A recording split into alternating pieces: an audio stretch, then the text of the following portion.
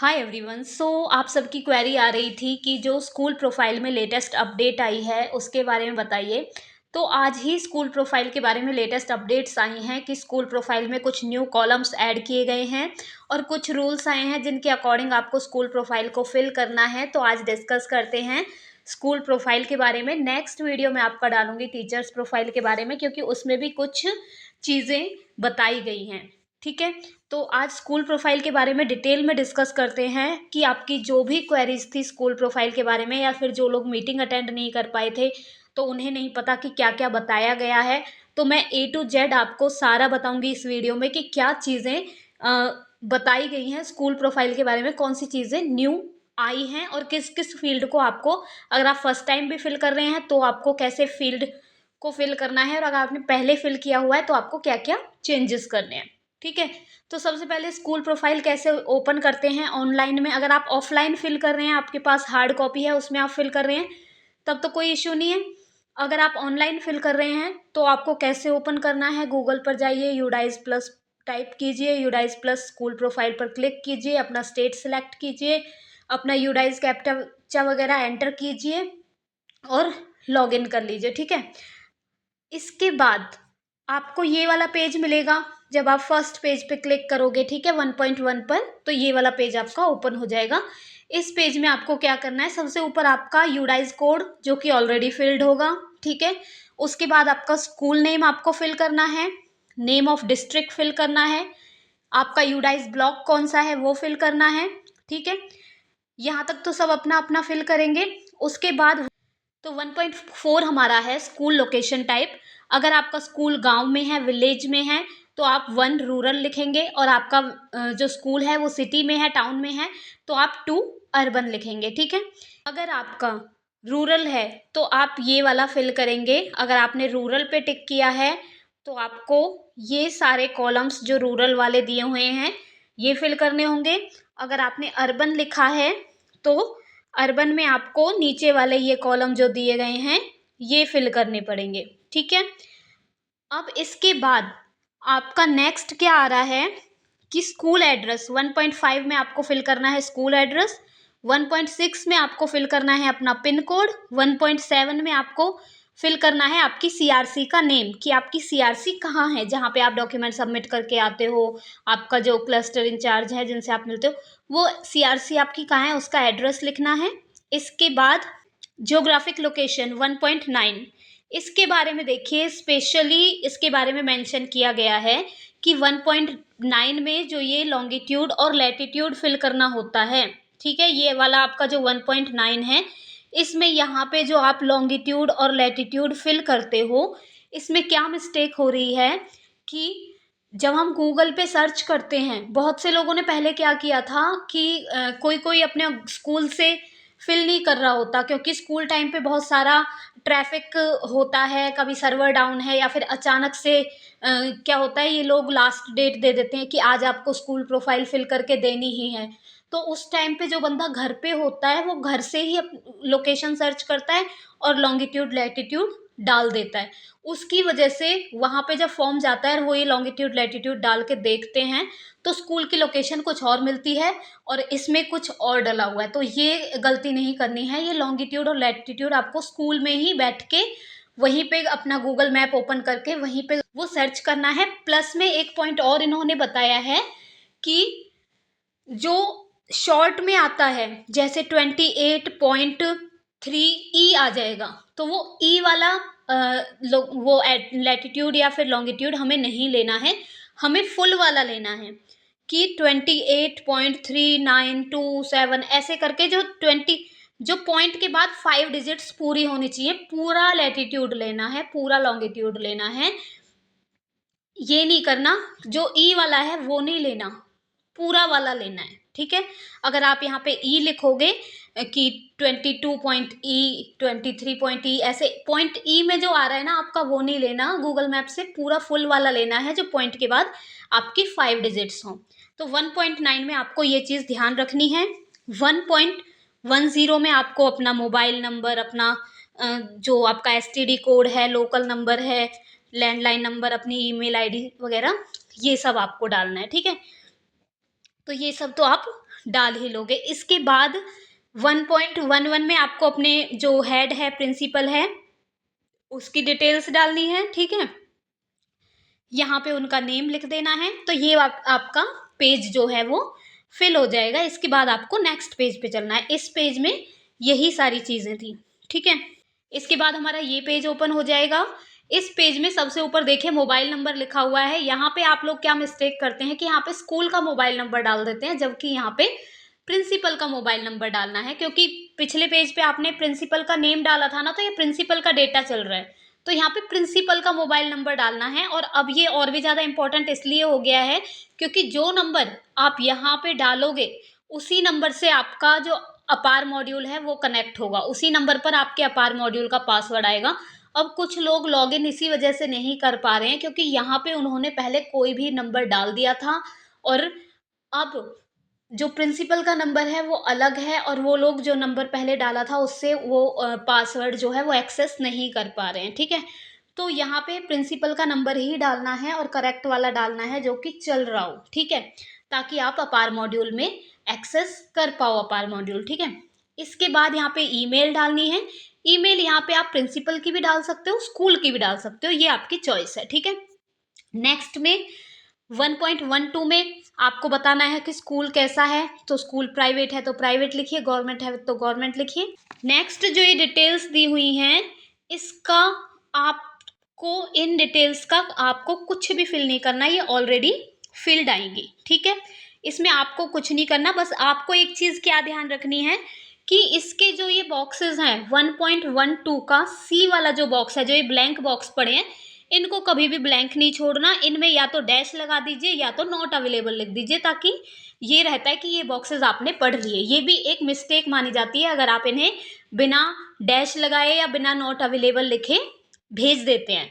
तो जो 1.12 का सी पार्ट है, इस पे आपको या तो डैश लगाना है या नॉट अवेलेबल करना है, इसे ये आप नोट डाउन कर लीजिए, ठीक है। अब आगे आइए 1.13, इसमें आपको कुछ भी फिल नहीं करना, ठीक है। बस इसमें ऊपर आपको बताना है कि आपके स्कूल की कैटेगरी क्या है, प्राइमरी है या फिर आपका स्कूल मैट्रिक तक है या फिर सेकेंडरी, सीनियर सेकेंडरी है, उस टाइप से आपको फिल करनी है यहाँ पे कैटेगरी, ठीक है। ये वाला यहाँ पे आपको कुछ भी फिल नहीं करना, ठीक है। तो नेक्स्ट हमारा ये वाला पेज ओपन होता है, पेज नंबर 4, 1.14। इसमें आपसे क्या पूछा गया है कि क्लासेस जो हैं आपकी हाईएस्ट और लोएस्ट क्लासेस कौन सी हैं। तो हाईएस्ट क्लास आपको फिल करनी है इसमें, और जो लोएस्ट क्लास है वो आपको नर्सरी से फिल नहीं करनी, आपको इसमें फर्स्ट से फिल करना है कि 1st to 12th, 1st to 5th जो भी आपकी क्लास है। इसके बाद नेक्स्ट में पूछा गया आपके स्कूल में प्री प्राइमरी, आंगनवाड़ी या बाल वाटिका है या नहीं है। तो आप ये मत समझना इसमें प्री नर्सरी पूछा गया है और आप उसके अकॉर्डिंग नो फिल कर दो। इसमें प्री प्राइमरी पूछा गया है, मीन्स आपके स्कूल में नर्सरी, एलकेजी, यूकेजी है या नहीं है, जो कि ऑलमोस्ट स्कूल्स में होती हैं। तो आपको इसमें येस फिल करना है। नेक्स्ट में आपसे पूछा गया है कि कितनी क्लासेस हैं आपके पास प्री प्राइमरी की। आप देखिए आपके स्कूल में अगर नर्सरी और एलकेजी है तो आप 2 फिल कीजिए, अगर आपके स्कूल में नर्सरी, एलकेजी, यूकेजी तीनों है तो आप इसमें 3 फिल कीजिए। तो यहाँ पे इन्होंने बताया हुआ है कि PP1 कौन सी है, PP2 कौन सी है और PP3 कौन सी है। यूडाइज में भी इन्होंने यही टर्म यूज़ की हुई है, इसलिए यहाँ से आप क्लैरिटी ले लेना कि कौन सी क्लास को क्या बोला गया है। इसके बाद नेक्स्ट देखिए टाइप ऑफ स्कूल में आपको बताना है गर्ल्स स्कूल है या बॉयज़ स्कूल है या को एजुकेशनल है, ठीक है। मोस्टली स्कूल को एजुकेशनल है, लेकिन आपका स्कूल जैसे जो भी है वो कैटेगरी इसमें फिल कर दीजिए। अब नेक्स्ट देखिए इसमें रिस्पोंडेंट की डिटेल्स।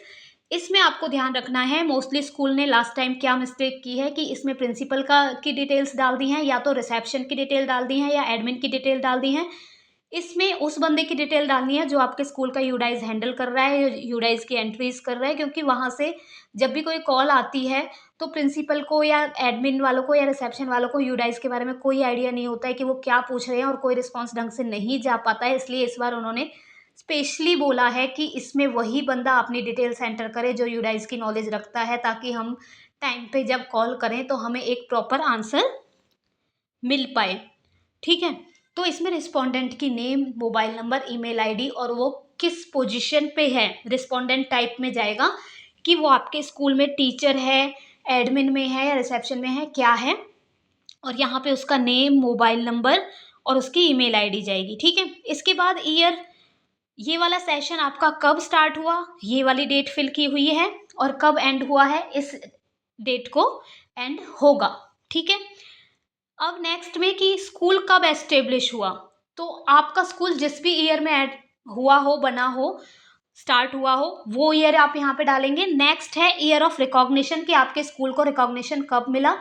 अब देखिए ये जरूरी नहीं है कि आपका स्कूल 2005 में स्टार्ट हुआ है तो उसे रिकॉग्निशन भी 2005 में मिला होगा। उसको रिकॉग्निशन आप रिकॉग्निशन लेटर में देखिए कब मिला है, रिकॉग्निशन बाद में मिलता है। ठीक है, तो आप देख लीजिए, अगर आपका सेम है तो सेम डालिए और सेम नहीं है बट एक बार कंफर्म जरूर कर लीजिए रिकॉग्निशन लेटर से कि सेम नहीं है तो क्या है। ठीक है, इसके बाद आपका नेक्स्ट है नीचे 1.23, इसमें आपको मीडियम लिखना है कि आपका स्कूल इंग्लिश मीडियम है या हिंदी मीडियम है। इसमें लोगों ने क्या मिस्टेक की हुई है कि जो इंग्लिश मीडियम और हिंदी मीडियम है दोनों फिल किए हुए हैं कि हमारा स्कूल इंग्लिश भी है हिंदी भी है। तो बहुत से स्कूल होते हैं इंग्लिश हिंदी होते हैं, लेकिन जो आप ये मत सोचिए कि हम तो हिंदी को हिंदी में पढ़ा रहे हैं तो हमारा स्कूल हिंदी मीडियम हो गया। मीडियम का मतलब है हिंदी और इंग्लिश, ये तो लैंग्वेजेस हैं, इन्हें आप हटा दीजिए। इनके अलावा बाकी सब्जेक्ट्स को आप किस लैंग्वेज में पढ़ा रहे हो, हिंदी इंग्लिश संस्कृत, इनको छोड़ दीजिए। बाकी सब्जेक्ट्स को आपके स्कूल में मैथ साइंस एसएसटी ईवीएस किस लैंग्वेज में पढ़ाई जा रही है। अगर इंग्लिश में पढ़ाई जा रही है तो आपका स्कूल इंग्लिश मीडियम है, हिंदी में पढ़ाई जा रही है तो आपका स्कूल हिंदी मीडियम है, दोनों में पढ़ाई जा रही है तो आपका स्कूल हिंदी इंग्लिश दोनों है। तो इस बेस पे ये फिल कीजिएगा। ठीक है, नेक्स्ट है हमारा page number 5, languages taught as a subject कि कौन कौन सी लैंग्वेजेस एज अ सब्जेक्ट पढ़ाई जाती हैं। तो देखिए मोस्टली स्कूल्स में 3 ही लैंग्वेजेस होती हैं जो एज अ सब्जेक्ट पढ़ाई जाती हैं, वो होती हैं आपकी हिंदी इंग्लिश और संस्कृत। ठीक है, तो यहाँ पे आप वो फिल कीजिए हिंदी इंग्लिश संस्कृत, और यहाँ पे क्लासेस फिल कीजिए कि कौन सी क्लास से कौन सी क्लासेस तक पढ़ाई जाती हैं। जैसे संस्कृत तो 5th क्लास में जाके पढ़ाई जाती है तो 5th से स्टार्ट होती है। बाकी हिंदी इंग्लिश कौन सी क्लास से स्टार्ट हो रही है, इसमें 1st से स्टार्ट करना है, LKG UKG का मेंशन नहीं करना है। ठीक है, तो 1st से स्टार्ट करना है यहाँ पे जो भी स्टार्ट कर रहे हो आप। इसके बाद नेक्स्ट हमारा है 1.25 कि आपका स्कूल जो है वो CWSN है, स्पेशल स्कूल है, जो स्पेशल नीडेड चाइल्ड होते हैं उनके लिए है, तो नो। ठीक है, अगर आपका स्कूल है तो आप यस लिखिए, नहीं है तो नो लिखिए। इसके बाद नेक्स्ट है हमारा 1.26 कि क्या आपका स्कूल माइनॉरिटी स्कूल है। तो देखिए आपका स्कूल अगर माइनॉरिटी स्कूल है तो आपके पास एक सर्टिफिकेट होना चाहिए जो कि स्टेट गवर्नमेंट से अप्रूव्ड होना चाहिए। उसके अलावा आप इसमें यस नहीं लिखेंगे। अगर आप यस लिखेंगे तो आपको वो सर्टिफिकेट आपके पास होना चाहिए, तभी आपको माइनॉरिटी स्कूल माना जाएगा। तो अगर आपके पास माइनॉरिटी वाला सर्टिफिकेट है और आपका स्कूल रियल में एक माइनॉरिटी स्कूल है तो यस लिखिए, अदरवाइज तो नो लिखिए। ठीक है, नेक्स्ट 1.27 क्या आपका स्कूल रेजिडेंशियल है, तो है तो यस लिखिए, नहीं तो नॉन रेजिडेंशियल लिखिए। ठीक है, इसके बाद नेक्स्ट हमारा कॉलम है कि क्या आपका स्कूल शिफ्ट में चलता है। यस, 1.28 में पूछा गया है शिफ्ट में चलता है तो यस लिखिए, नहीं तो नो लिखिए। क्या आपके स्कूल में जो मदर टंग है वो प्राइमरी लेवल तक सिखाई जाती है। यस, इसमें सबको यस लिखना है क्योंकि मदर टंग सिखाना प्राइमरी लेवल तक या एजुकेशन में वो कंपलसरी है, तो इसमें आप यस ही लिखोगे। ठीक है, 1.32 में ये जो 0 लिखी हुई है इनकी जगह आपको बताना है कि आपके स्कूल का गवर्नमेंट स्कूल से डिस्टेंस कितना है। ठीक है, गवर्नमेंट प्राइमरी स्कूल से आपका स्कूल कितने दूर है, अपर प्राइमरी से कितना दूर है, वो सब। और अगर आपके एरिया में एक ही स्कूल है गवर्नमेंट का तो उसी से अपना डिस्टेंस बता दीजिए। ठीक है, नीचे आपको पूछा गया है 1.33 में कि क्या आपका स्कूल सभी रोड से हर एक वेदर में अप्रोचेबल है। तो ये आप देख लीजिए, स्कूल्स ऑलमोस्ट ऐसे ही होते हैं जो अप्रोचेबल होते हैं। हमारे यहाँ ऐसी कोई हार्श वेदर कंडीशंस तो होती नहीं है कि हम नो फिल करें, तो इसका आंसर तो येस ही होगा। ठीक है, अगर आपको लग रहा है कि वीडियो थोड़ा लंबा हो रहा है तो आई एम सॉरी, क्योंकि इसमें इन्फॉर्मेशन ही इतनी है कि आपको जो स्किप करना है आप स्किप करते जाइए या स्पीड अप कर लीजिएगा, जो भी है, बट मैं चाहती हूँ कि इस वीडियो में मैं आपको पूरा अच्छे से बताऊँ। नेक्स्ट हमारा ये पेज नंबर 6 है, इसमें पूछा गया है नंबर ऑफ इंस्ट्रक्शनल डेज। अब देखिए इंस्ट्रक्शनल डेज आपको ऐसे काउंट नहीं करने हैं जैसे हम एक दिन को, कोई स्कूल क्या करता है एक दिन को 2 में काउंट करता है। लंच तक एक अटेंडेंस लगाते हैं, लंच के बाद एक और अटेंडेंस लगाते हैं, तो उसको 2 काउंट करते हैं। लेकिन हमें इसमें जो डेज के अकॉर्डिंग देना है, तो इसमें हमें 1 डे को 1 ही काउंट करना है, और इसमें वो सारे डेज काउंट करने हैं जिन डेज में स्टूडेंट स्कूल में आए हैं। ठीक है, तो वो इंस्ट्रक्शनल डेज होने चाहिए जो कि बोला गया है कि मिनिमम 200 तो होने ही चाहिए, क्योंकि कोई भी स्कूल हो 365 दिन में से 200 डेज तो ओपन होना ही चाहिए। ठीक है, अब इसके बाद है कि सीसीई जो आपका 1.35 है, इसमें बोला गया है क्या सीसीई इम्प्लीमेंट हो रहा है। तो इसमें कुछ स्कूल नो लिख के भेज देते हैं कि भाई अब तो सीबीएसई ने सीसीई बंद कर दिया है, अब तो न्यू एजुकेशन पॉलिसी में भी बंद हो गया। ऐसा कुछ नहीं है, कोई बंद नहीं हुआ है, इसको सबको यस ही लिख के भेजना है, क्योंकि अभी भी हम सीसीई इम्प्लीमेंट करके ही पढ़ा रहे हैं। ठीक है, तो ये यस ही होना चाहिए। ठीक है, 1.35 को आपको यस ही फिल करना है। इसके बाद नेक्स्ट आपका है, इसके तीनों में यस यस आएगा। 1.35 के जो ये बोले गए हैं कि क्या आप जो क्यूमुलेटिव रिकॉर्ड्स हैं उन्हें मेंटेन कर रहे हो, तो यस, स्टूडेंट के सारे रिकॉर्ड जो हैं वो मेंटेन किए जाते हैं। क्या वो पेरेंट्स के साथ शेयर किए जाते हैं, तो भी इसमें भी यस आएगा। ठीक है, अब नीचे 1.36 को पढ़िए। इसमें है कि does the school take admission under, ये आरटीई एक्ट के थ्रू जो गरीब बच्चों का एडमिशन लिया जाता है, क्या इसमें स्कूल जो है वो एडमिशन लेता है। तो अगर आपके स्कूल में ऐसा कोई स्टूडेंट आता है तो आपको उसका एडमिशन लेते हो, तो इसमें आपको यस लिखना चाहिए। वैसे आपको एडमिशन ले लेना चाहिए, क्योंकि इसमें एक फॉर्म हमें फिल करना पड़ता है, उसके पास जो गवर्नमेंट है वो स्कूल को पे करती है। तो इसमें स्कूल को डरने वाली बात नहीं होती कि आपको फीस नहीं मिलेगी या फीस कौन देगा। तो अगर आपके पास ऐसे बच्चे आते हैं तो आपको एडमिशन लेके फिर एक फॉर्म फिल करना पड़ेगा, फिर उसकी आपको गवर्नमेंट के थ्रू मिल जाएगा। तो आरटीई के थ्रू जो स्टूडेंट आते हैं ये उनके लिए। ठीक है, अब नेक्स्ट हमारा पेज नंबर 7 है। इसमें डिफरेंट पैरामीटर्स पूछे गए हैं आपसे, जैसे कि 1.55.1 फर्स्ट पॉइंट जो है, इसमें पूछा गया है क्या आपके स्कूल में डिजास्टर मैनेजमेंट प्लान जो है उसके अकॉर्डिंग डेवलपमेंट हुई है। तो इसका आंसर येस है, क्योंकि सभी स्कूल डिजास्टर मैनेजमेंट के अकॉर्डिंग ही डेवलप होते हैं। नेक्स्ट का आंसर भी, सेकेंड पॉइंट का आंसर भी येस होना चाहिए, क्योंकि जो बिल्डिंग्स डेवलप होती हैं, स्कूल की बिल्डिंग्स बनाई जाती हैं, वो सब स्ट्रक्चरल सेफ्टी ऑडिट के अकॉर्डिंग ही होती हैं, तभी स्कूल को रिकॉग्निशन मिलता है। तो इसका आंसर भी येस ही होना चाहिए। नेक्स्ट आपका है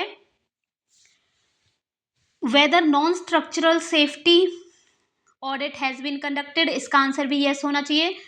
4 वाले में पूछा गया है कि सेफ्टी कैमराज हैं या नहीं है। अगर कैमराज सीसीटीवी हैं तो येस लिखिए, 4th वाले में नहीं है तो नो लिखिए। 5th वाले में फायर एक्सटिंग्विशर्स हैं तो येस लिखिए, नहीं है तो नो लिखिए। वैसे ये मैंडेटरी हैं, आपके पास होने चाहिए, तो नो लिखना is not a good thing, आपके पास होने ही चाहिए और आप इसे येस ही लिखो। ठीक है, अब नेक्स्ट है आपका 6th वाला ऑप्शन कि क्या स्कूल ने एक नोडल टीचर रखा हुआ है सेफ्टी के लिए। तो इसका आंसर भी आप येस लिखोगे, क्योंकि इसके लिए आप ये मत सोचो कि आपको अलग से कोई टीचर अपॉइंट करके दिखाना पड़ेगा। आपका जो क्लास टीचर है, पहले तो उस बच्चे का क्लास टीचर ही उसकी सेफ्टी के लिए रिस्पॉन्सिबल होता है, और उसके बाद जो आपने हेड बनाए होते हैं या फिर जो आपने वाइस प्रिंसिपल है जो और टीचर्स को कोऑर्डिनेटर्स होते हैं, वो सब चाइल्ड सेफ्टी देखते हैं। तो उसके लिए आप इसमें येस ही लिखोगे, नो आपको नहीं लिखना है, क्योंकि ऐसा कोई स्कूल नहीं होता जिसमें कोई बच्चों की सेफ्टी को देखने वाला ना हो। ठीक है, तो इसे आप येस ही लिखेंगे 6th पॉइंट को। 7th पॉइंट है कि क्या आपके स्टूडेंट जो हैं वो रेगुलर सेफ्टी और डिजास्टर ट्रेनिंग लेते हैं। तो इसका आंसर आप येस लिखोगे, क्योंकि देखो हमारी ईवीएस की बुक्स में भी ऐसे चैप्टर्स होते हैं जिसमें हम सेफ्टी के बारे में स्टूडेंट को सिखाते हैं। तो हर स्कूल में स्टूडेंट जो है वो सेफ्टी के बारे में सीखते ही सीखते हैं। ठीक है, इसके बाद है आपका नेक्स्ट पॉइंट 8th कि क्या डिजास्टर मैनेजमेंट के बारे में करिकुलम में पढ़ाया जाता है। तो येस, ऑब्वियसली पढ़ाया जाता है। ईवीएस में बहुत सारे चैप्टर्स होते हैं और सब्जेक्ट्स में भी चैप्टर्स होते हैं जो सेफ्टी के बारे में, डिजास्टर मैनेजमेंट के बारे में बताते हैं।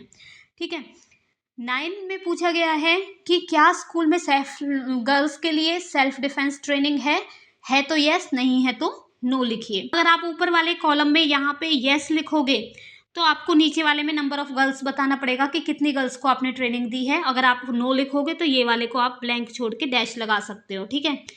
इसके बाद 10 वाले पॉइंट में देखिए कि क्या स्कूल सेफ्टी गाइडलाइंस को डिस्प्ले बोर्ड पर लिखता है, ठीक है। तो इसको यस कर दीजिए क्योंकि ये आपको लिखनी चाहिए। इसके बाद क्या स्कूल ने एक जो फर्स्ट लेवल काउंसलर अपॉइंट किया हुआ है, इसको आप देख लीजिए, यस या नो आपको क्या करना है, ठीक है। अब इसके बाद आपका है कि 12th वाला पॉइंट देखिए, frequency of safety and security audit for child की सेफ्टी के लिए आप कितनी बार पीटीएम रखते हो। तो आप इसमें एटलीस्ट ट्वाइस तो रखोगे ही, और 2 to 4 आपको पीटीएम रखनी होती है चाइल्ड की सेफ्टी के बारे में। तो आप इसमें 2 तो फिल करोगे ही, 2 से लेके 4 तक फिल कर सकते हो, ठीक है। 13 वाला पॉइंट इसमें है कि क्या स्कूल टीचर के फोटोग्राफ्स के लिए डिस्प्ले बोर्ड है स्कूल में, है तो यस लिखिए, नहीं है तो नो लिखिए। नेक्स्ट है आपका कि क्या स्कूल ने विद्या प्रवेश मॉड्यूल अडॉप्ट किया है, यस या नो। नेक्स्ट है स्कूल की अटेंडेंस कैसे ली जाती है। अगर अटेंडेंस आपकी ली जा रही है रजिस्टर में तो आप यहाँ पे लिखिए 1 रजिस्टर। अगर ली जा रही हैं इलेक्ट्रॉनिकली आपकी ली जा रही हैं, ठीक है, फिंगरप्रिंट से थंबप्रिंट से जो ली जाती हैं तो आप इलेक्ट्रॉनिकली लिखिए। नीचे जो टीचर्स की अटेंडेंस है वो कैसे ली जा रही हैं। तो देखो स्टूडेंट की अटेंडेंस मोस्टली स्कूल्स में रजिस्टर्स में ली जाती हैं, तो ये वाला पॉइंट रजिस्टर्स में लिखा जाएगा, 1 रजिस्टर, ठीक है। और अटेंडेंस रजिस्टर मतलब, और इसमें भी अगर टीचर्स की अटेंडेंस इलेक्ट्रॉनिकली हो रही है तो वो लिखिए, अदरवाइज अटेंडेंस रजिस्टर में हो रही है तो वो लिखिए, ठीक है। तो देखिए नेक्स्ट है आपका 17 और 18 पॉइंट कि क्या आपके स्कूल में यूथ क्लब और इको क्लब है। तो ये भी सबको यस ही करना है कि आपके स्कूल में यूथ क्लब इको क्लब होना ही चाहिए। कुछ स्टूडेंट को यूथ क्लब का मेंबर बना दीजिए, कुछ को इको क्लब का, और उससे रिलेटेड एक्टिविटीज़ कराइए। इसके बाद 19th जो हमारा है वो है कि क्या आपके टीचर्स के पास आइडेंटिटी कार्ड हैं। तो अगर आपके टीचर्स के पास आई कार्ड है तो यस लिखिए, नहीं है तो नो लिखिए। लास्ट पॉइंट 20 वाला इसमें है कि क्या आपके स्कूल में सेल्फ सर्टिफिकेशन ऑब्टेन किया गया है, ठीक है, स्कूल स्टैंडर्ड अथॉरिटी द्वारा। तो इसको आप यस है तो यस लिखिए, नहीं तो नो लिखिए। अब नेक्स्ट है हमारा पेज नंबर 8। पेज नंबर 8 में हमें बताना है कि क्या हमारा स्कूल कहाँ से, मतलब हमारा स्कूल क्या फाइनेंशियली बाहर से हेल्प किसी की मिल रही है, कोई एनजीओ, कोई government, non government, public centre, कोई दूसरी कम्युनिटी क्या हमारे स्कूल को हेल्प कर रही है। तो जहाँ से भी अगर हेल्प मिल रही है तो लिखिए, अदरवाइज तो नो लिखिए। और ये हेल्प अगर आपको किसी मटेरियल के उसमें मिल रही है, कोई स्कूल के बच्चों को बुक्स प्रोवाइड करा रहा है, कुछ करा रहा है, तो वो आपको मेंशन नहीं करना है। अगर कोई कैश में आपको हेल्प कर रहा है तो वो यहाँ पे आपको मेंशन लिख करनी है, अदरवाइज तो आपको नो नो नो लिखना है, ठीक है। इसके बाद नेक्स्ट है 1.58। इसमें आपको बताना है कि क्या जो आप इन्वेंट्री रजिस्टर मेंटेन कर रहे हैं तो इसमें सबको यस यस यस लिखना है, क्योंकि सभी इन्वेंट्री रजिस्टर मेंटेन करने ज़रूरी होते हैं और सब लोग रखते हैं अपनी इन्वेंट्री का हिसाब किताब। इसके बाद कि लास्ट ईयर आपने किस किस चीज़ पर कितना खर्चा किया, कंस्ट्रक्शन पे कितना किया, टीचर्स पे कितना किया, मेंटेनेंस पे कितना किया, हाउसकीपिंग पे कितना किया, वो सारा एक्सपेंडिचर आपको यहाँ पे लिख देना है, ठीक है, और टोटल नीचे कर देना है। ये हमारा नेक्स्ट पेज नंबर 9 ओपन हो जाएगा। इसमें हमें क्या करना है, इसमें हमें बताना है कि जो हमारी स्कूल की बिल्डिंग है वो कैसी है, प्राइवेट है या फिर रेंट। प्राइवेट ओन्ड का मतलब कि प्राइवेट है और अपनी है, या फिर रेंट पे है, जो भी है वो यहाँ पे हमें फिल करना है, ठीक है। उसके बाद बिल्डिंग ब्लॉक्स कितने हैं। बिल्डिंग ब्लॉक्स का मतलब है कि अगर आपकी बिल्डिंग एक ही उसमें जुड़ी हुई है लगातार तो वो आपका एक ब्लॉक है। अगर आपकी बिल्डिंग एक जगह 4 कमरे हैं, फिर थोड़ी दूर 4 कमरे हैं, तो वो आपके 2 ब्लॉक हो गए। इस तरीके से आपको बताना है कि आपके स्कूल में कितने बिल्डिंग ब्लॉक्स हैं, ठीक है। आपकी बिल्डिंग पक्की है, ऑब्वियसली सारे स्कूल ऑलमोस्ट पक्के ही हैं, वो सब इसमें लिखना है, ठीक है। और इस पेज में ऐसा कोई ज़्यादा खास कॉम्प्लिकेटेड इशू है नहीं, अपने स्कूल की डिटेल्स ही इसमें बतानी है आपको, ठीक है। नीचे वाले में इसमें आपको बताना है प्री प्राइमरी के लिए कितने क्लासरूम यूज़ हो रहे हैं, प्राइमरी के लिए कितने हो रहे हैं, अपर प्राइमरी के लिए कितने हो रहे हैं, कितने यूज़ में नहीं हैं, वो सारी चीज़ें आपको इसमें बतानी है। कितने क्लासरूम अंडर कंस्ट्रक्शन है, कितने क्लासरूम जो हैं वो जो नीचे लिखा हुआ है ना कि डिलैपिडेटेड कंडीशन में है, तो इसका मतलब है कि कितने जो क्लासरूम्स हैं वो खराब हालत में हैं। ठीक है। अब नेक्स्ट आपका जो पेज है वो है पेज नंबर 10।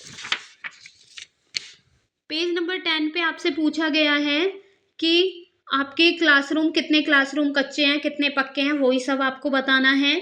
इसके बाद इलेक्ट्रिसिटी का कनेक्शन कितने क्लासरूम्स में है या नहीं है। सबके क्लासरूम्स में होता है तो यस लिखना है हमें।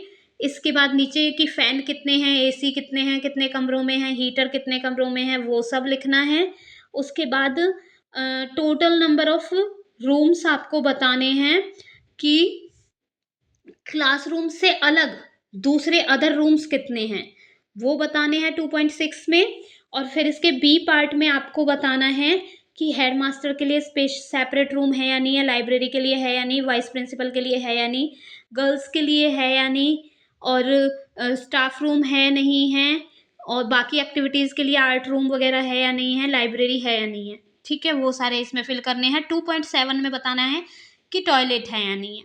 ठीक है, जो कि सबके में होते हैं। इसके बाद पेज नंबर 11 पे आ जाइए।